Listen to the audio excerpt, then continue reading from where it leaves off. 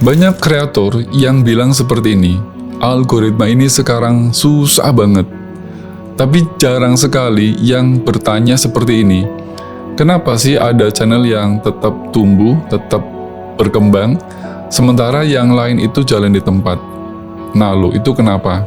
Nah, di part ini, di mitos dan fakta ini, saya mau bongkar fakta-fakta yang sering kita abaikan, tapi justru menentukan nasib channel kamu di 2026 ini.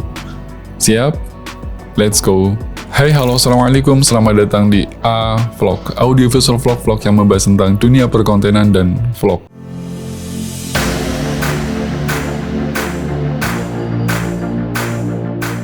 Akhir 2025 ini, saya sebetulnya melihat dua tipe kreator, dan ini tentu berdasarkan apa yang saya riset, apa yang saya amati, apa yang saya lihat hari ini. Dan tipe dua kreator itu adalah, yang pertama, ada kreator yang benar-benar rajin upload, belajar algoritmanya juga rajin, terus dia selalu ikutin tren, tapi channelnya stagnan.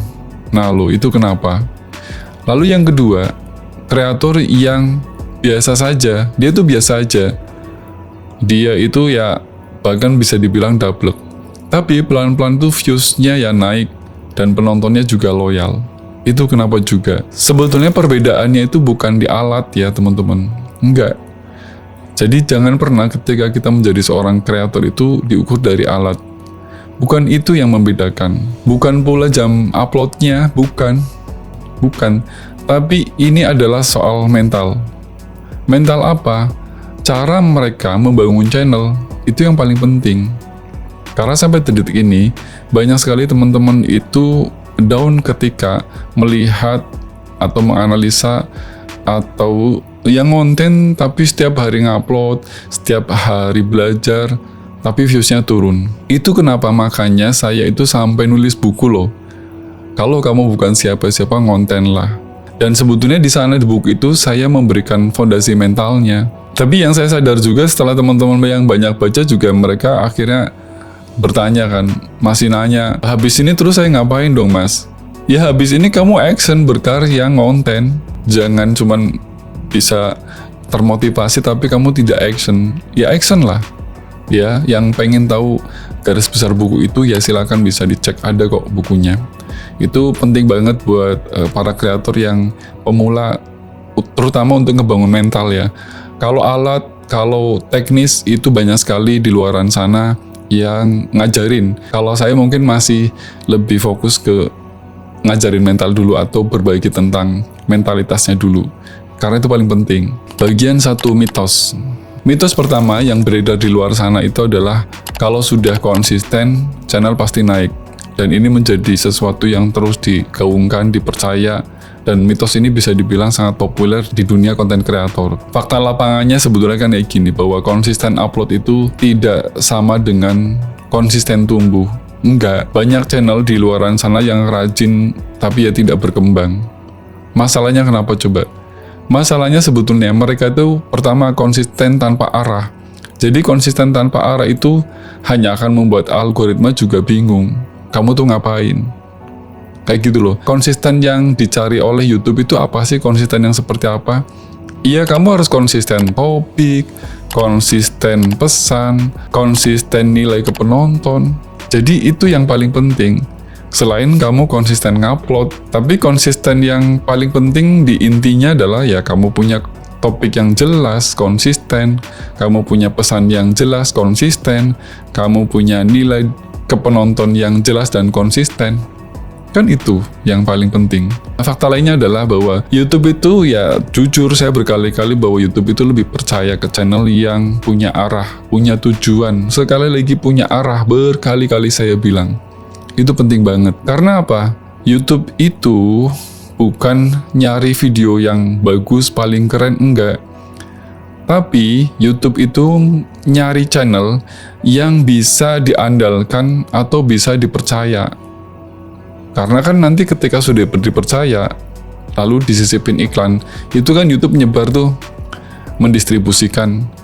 Nah itu kan yang paling dicari sama YouTube. Lalu ciri-ciri dari channel yang dipercaya oleh YouTube itu apa? Ciri-cirinya apa aja? Yang pertama itu penontonnya tahu mau dapat apa ketika singgah di channel itu, ketika nyimak di channel itu. Yang kedua, kontennya itu saling terhubung, saling tersambung. Yang ketiga, niche kamu atau topik kamu itu tidak lompat-lompat ekstrim. Jadi setiap kali kamu upload, itu niche-nya tetap sama. Nggak lompat-lompat gitu loh. Itu yang akan dipercaya oleh YouTube. Di 2026 ini, sekali lagi teman-teman, channel yang tanpa arah itu sulit sekali dapat rekomendasi, sulit sekali dapat bantuan distribusi jangka panjang oleh YouTube. Itu yang paling akan menjadi catatan besarnya di YouTube. Lalu ada mitos lagi. Mitos itu yang kedua ini adalah satu video viral itu bisa menyelamatkan channel. Dan ini sudah saya singgung di video sebelumnya, bahwa sebetulnya sekali lagi berkali-kali bahwa viral itu bonus, bukan fondasi. No, bukan. Faktanya banyak channel yang sekali viral, sekali itu juga mati, sekali itu juga tewas. Terus banyak penonton yang berdatangan, tapi dia tidak dapat apa-apa. Dia tidak stay di sana. Karena algoritma itu ngebaca apakah penonton itu kembali setelah video yang viral ini. Kalau tidak ya pasti pendistribusiannya dihentikan oleh YouTube. Makanya banyak sekali para kreator yang sekali viral, sekali itu juga tewas, sekali itu juga mati. Ya karena penonton itu nggak bisa stay di sana, nggak dapat apa-apa. Fakta lainnya yang betul-betul dijaga oleh YouTube adalah bahwa yang membuat channel kamu itu tumbuh di 2026 itu adalah retensi jangka panjang, bukan retensi jangka pendek.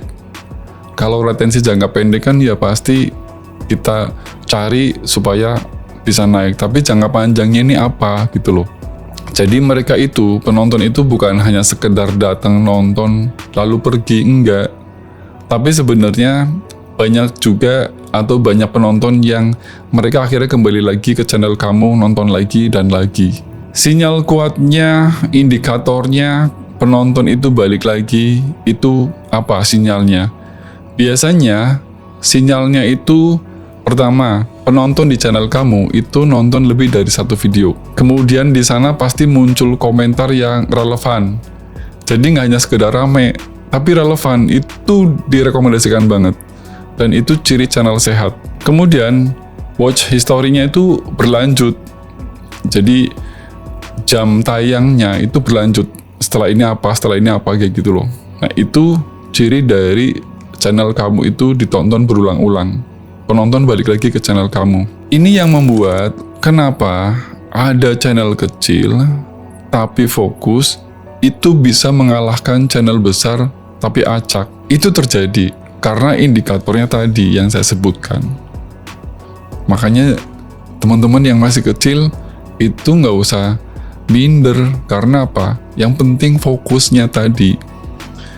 Bisa jadi channel kecil ini mengalahkan channel besar karena fokus. Dan ketika fokus, YouTube percaya sama kamu.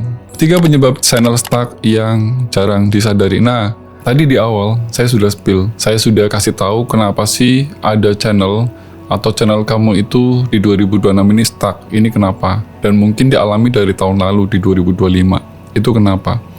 Dan tentu ini juga sekali lagi berdasarkan riset, berdasarkan pengamatan yang saya lakukan. Ada 3 penyebab yang membuat channel ini stuck di 2026. Penyebab pertama itu adalah kontennya terlalu umum, terlalu generik istilahnya. Jadi ya penonton itu tidak mendapatkan apa-apa di sana. Karena apa? Ketika nonton pasti akan bilang kayak sama aja kayak konten yang lain. Sehingga di situ tuh penonton ya ngapain nonton gitu loh. Nah itu yang menyebabkan channel kamu itu stuck. Jadi kamu itu main aman biasanya kalau kayak gitu. Nah harus ada challenge ya, harus ada tantangan. Konten itu tidak hanya sekedar ngonten, tapi harus ada sesuatu yang beda. Jangan terlalu umum juga gitu loh. Penyebab yang kedua itu adalah nggak ada sudut pandang. Kadang channel yang kamu buat itu nggak punya sudut pandang. Jadi informasi yang kamu sampaikan di sana itu biasanya informasi yang ya kayak copy paste aja. Jadi si penonton itu nggak dapat apa-apa istilahnya. Dan yang paling parahnya itu hari ini ya 100% AI gitu loh. Dan itu akhirnya membuat si penonton juga apain sih. Nah, sudut pandang itu ya di sini sebetulnya teman-teman menceritakan pengalaman, personality, terus kemudian menggunakan bisa kata ganti aku, saya, gue. Itu bisa. Dan ya cerita tentang keberhasilan, tentang kegagalan. Ini yang membedakan konten AI dengan konten human value tadi. Punya namanya pendapat, punya namanya opini, punya namanya experience, pengalaman, tidak hanya sekedar teori.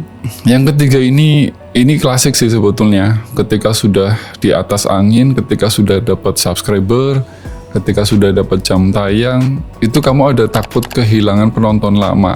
Pandangan ini yang akhirnya membuat kontennya jadi monoton.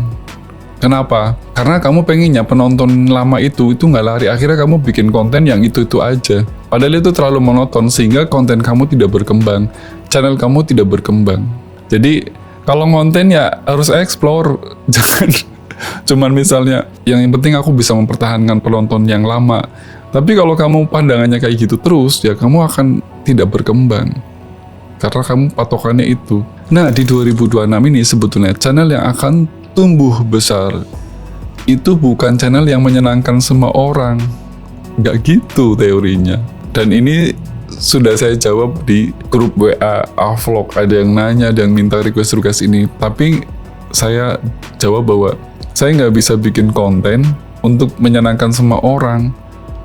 Karena teorinya ketika, saya masih ingat nih, saya punya pengalaman. Saya ini punya kedai. Setiap kali ada pengunjung yang datang, itu kadang ada yang request, "Mas, bikin menu ini dong," gitu kan. Dan ada beberapa yang saya wujudkan mimpinya, keinginannya. Akhirnya saya bikin menu yang mereka request itu. Tapi faktanya pada saat saya sajikan menu itu yang beli orang itu aja. Dan yang lain itu nggak beli. Akhirnya apa? Ketika orang itu sudah tidak datang ke kafe saya, ke kedai saya, apa yang terjadi? Ya udah menu itu hilang. Ya sama ketika kamu misalnya bikin konten nih. Kamu nih konten kreator, kamu punya channel, terus ada yang usul, "Mas, gimana kalau bikin ini? Bang, gimana kalau bikin ini?" Itu jangan langsung direspon. Kamu lihat, kamu riset datanya. Kalau kamu menyenangkan semua orang, ya yang ada nanti channel kamu itu nggak punya arah, nggak punya tujuan. Ngono loh. Oke? Sekali lagi bahwa algoritma YouTube itu bukan penghalang. Algoritma YouTube itu saya pendukung. Yang sering bikin channel kamu stuck itu adalah kita sendiri yang tidak memberi alasan bagi penonton untuk kembali. Itu yang selama ini tidak disadari oleh teman-teman. Nah, kalau misalnya channel kamu itu mau bergerak di 2026 ini, ya kamu haruslah mulai ngonten dengan memperjelas arah, bukan hanya menambah upload. Nah, gitu teorinya, caranya, strateginya. Menambah upload itu malah akan membuat kita capek. Tapi kamu harus memperjelas arah. Kamu mau ngapain? Kamu mau kemana gitu loh. Kalau kamu ngerasa channel kamu pernah stuck, tulis di kolom komentar. Pernah, Mas. Jangan ketawa. Ya, oke. Kalau kamu suka video ini, silakan kamu kasih like dan bisa kamu share ke teman-teman yang memerlukan informasi ini. Silakan. Dan jangan lupa untuk subscribe, aktifkan lonceng notifikasinya supaya kamu tidak ketinggalan dengan tips dan trik serta informasi-informasi yang terus saya berikan di Vlog ini. Terima kasih, semoga bermanfaat. Salam Vlog.